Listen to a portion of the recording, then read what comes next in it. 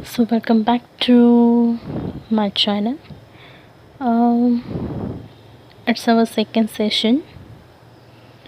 In the last session, we have seen the verbs and adjectives and articles, nouns. Today we are going to see the preposition and pronouns and adverbs, conjugations. So let's start with the conjugations.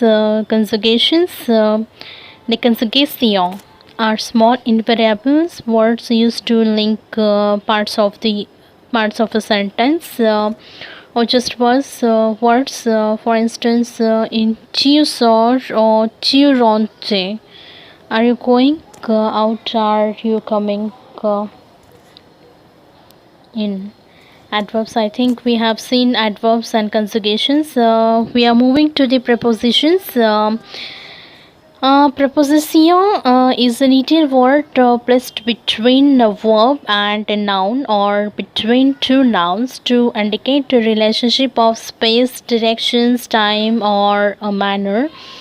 A preposition introduces a preposition's phrase that adds information to the sentence, as a noun. Nous allons au cinéma. We go to the movies. In this example, on is the preposition. A French preposition keeps its meaning no matter what surrounds it, unlike English prepositions that can adopt a different meaning with the different verbs. For instance, the English prepositions after indicates time unless you join it to the verb to look, and to look after has nothing to do with time. And with the pronouns, a pronoun can replace a noun when you want to avoid repetition. A pronoun is also a chameleon word that must match not only the gender most of the time and number of the noun it replaces, but also it functions in the sentences subject or object. Here is a list of all the pronouns types you may come across in this book. The subject pronoun precede a conjugate verb like this: tu parles, you speak, and nous écoutons, we listen. They are je, tu, singular informal, il, elle, on, nous, vous, singular formal or plural formal and informal, masculine, and elle, they, feminine. The direct object pronoun replace noun that are the direct object of the verb. For example, je n'ai vu, I saw it. The TOPs are me, me, te, le, la, le, nous, vous, les. It means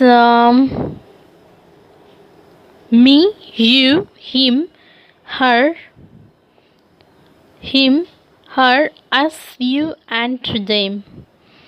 The indirect object pronoun replace noun that are indirect object of the verb. For example, tu lui parles, you speak to him. They are me, to me. Me, te, to you, lui, to him, nous, to us, vous, and leur, to them.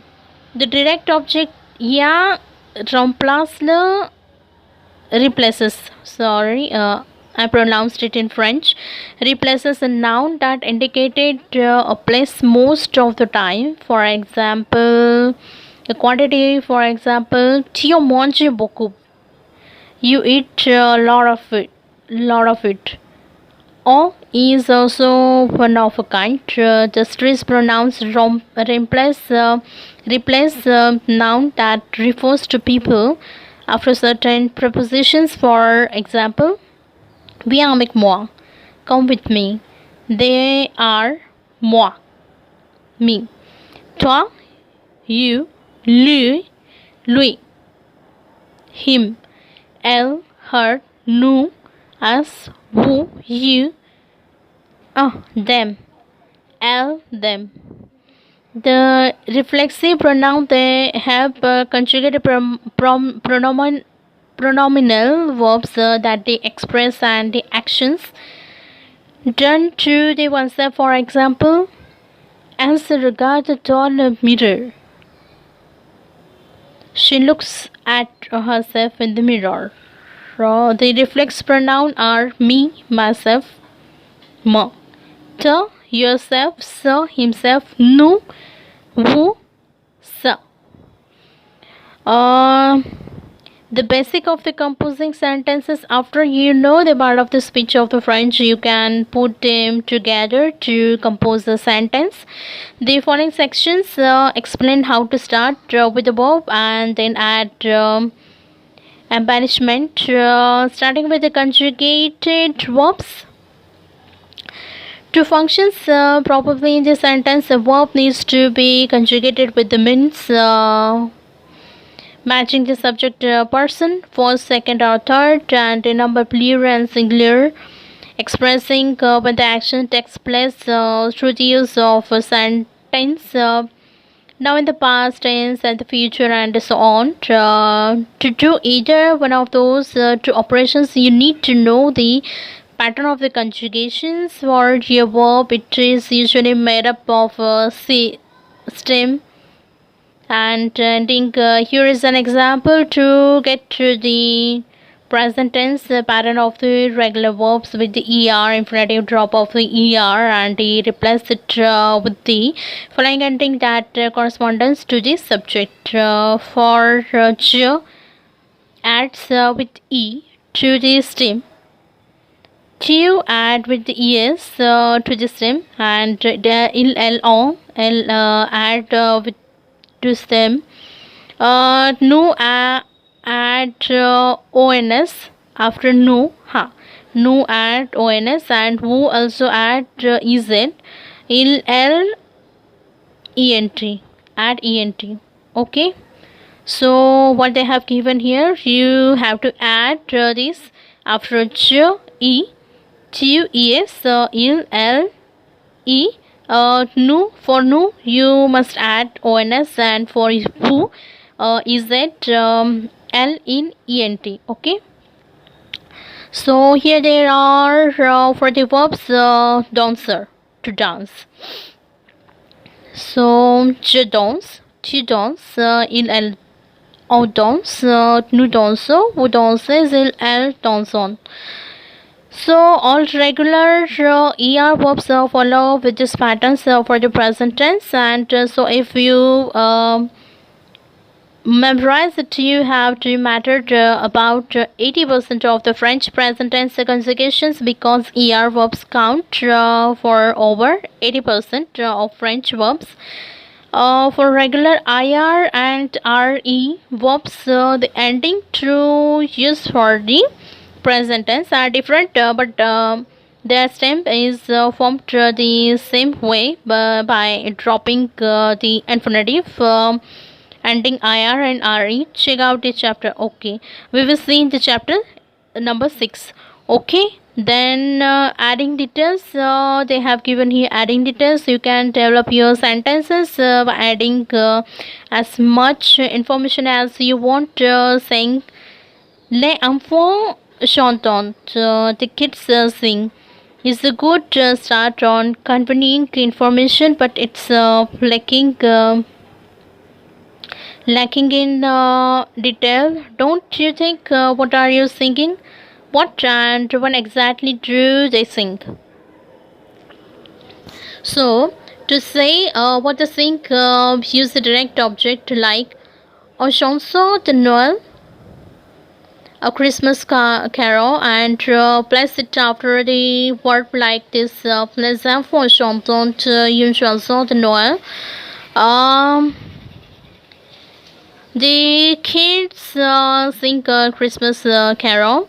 To say whether they sing, use a prepositional phrase like all at school, or an adverb like ici, Les enfants chantent une chanson de Noël à l'école.